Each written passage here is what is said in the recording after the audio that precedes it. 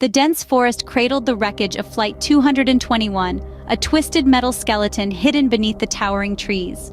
This was once a vessel of dreams and hopes, now reduced to a grotesque monument of tragedy. Amidst the haunting quietude, a lone figure emerged from the wreckage. Sophie, the only survivor of the catastrophic crash, stumbled out, battered and disoriented. The forest was thick with the scent of burnt metal and the raw sting of loss. Her heart pounded in her chest with confusion and fear. The forest was filled with shadows, the towering trees whispering secrets in a language she couldn't comprehend. The air seemed heavy, charged with an unsettling energy that prickled at her senses. And then, as twilight draped the forest in its hazy cloak, she saw them. Apparitions, as translucent as morning mist, hovered at the periphery of her vision. Faces she recognized from the flight, now eerily silent and eternally still, watched her from the shadows. The ghosts of Flight 221 haunted the forest with their silent presence. Sophie, her mind a whirlpool of disbelief and terror, tried to dismiss these spectral figures as mere figments of her traumatized psyche. But their ethereal presence was undeniable, their vacant eyes a chilling testament to their ghostly existence. She was a living entity in a forest of spirits, a survivor amidst the echoes of the departed. The passengers lingered, their presence a spectral reminder of the lives they'd once led. They seemed to be waiting, their gazes fixed on Sophie. There was an expectancy in the air, an unspoken plea that hung heavy in the silence. Sophie, despite the chill of fear that coiled around her heart, felt a strange pull towards these ghostly apparitions. And so, under the watchful eyes of the forest and the ghostly passengers of Flight 221, Sophie found herself drawn into the heart of a mystery that transcended the boundaries of life and death. They lingered at the edge of her vision, silent witnesses to the tragedy that had befallen them.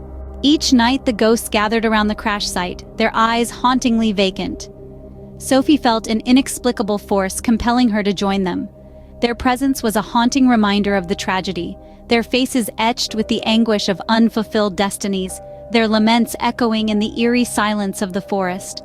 Among these ghostly figures, one stood out to Sophie, a woman with a comforting smile and eyes that held wells of sorrow. She seemed familiar, a maternal presence amidst the uncertainty.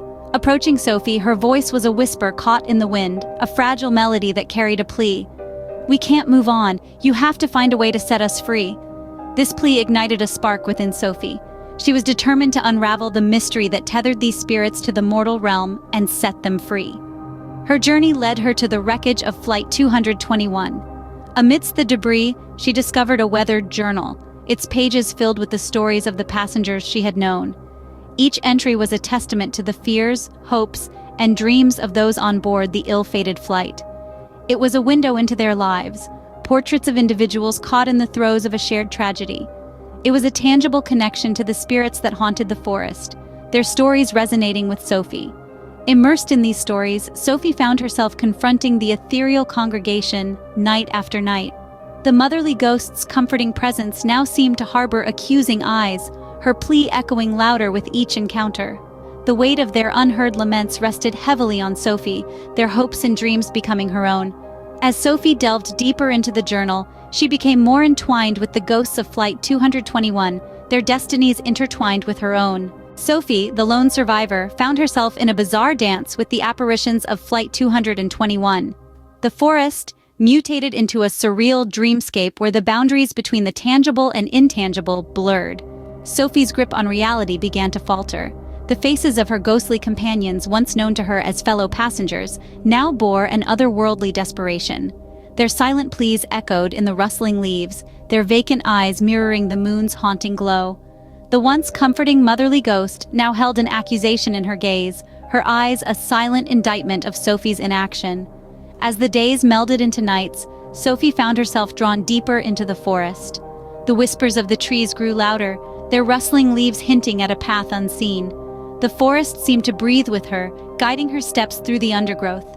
The air grew heavy with an ancient energy, one that seemed to resonate with the spirits of the lost passengers. Deep in the forest, time had carved an altar. Its stones, weathered by countless seasons, stood as a testament to the passage of time.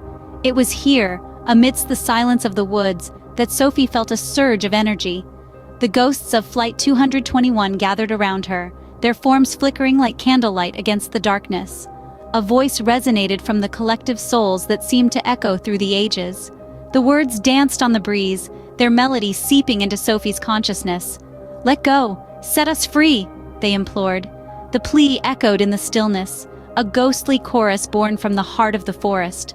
Sophie looked back at the journal, flipping through the pages. The delicate parchment, each word a testament to lives suspended in the ether. As she turned the pages, her eyes were drawn to a familiar scrawl, a handwriting that mirrored her own. Her heart pounded as she read the entries, fragments of her own thoughts and fears penned with a trembling hand.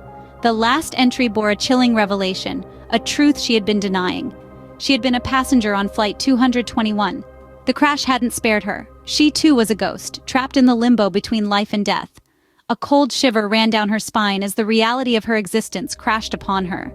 She was not a survivor, but a specter, tethered to the mortal realm by the tragic tapestry of the crash. The motherly ghost's words echoed in her mind. "We can't move on. You have to find a way to set us free."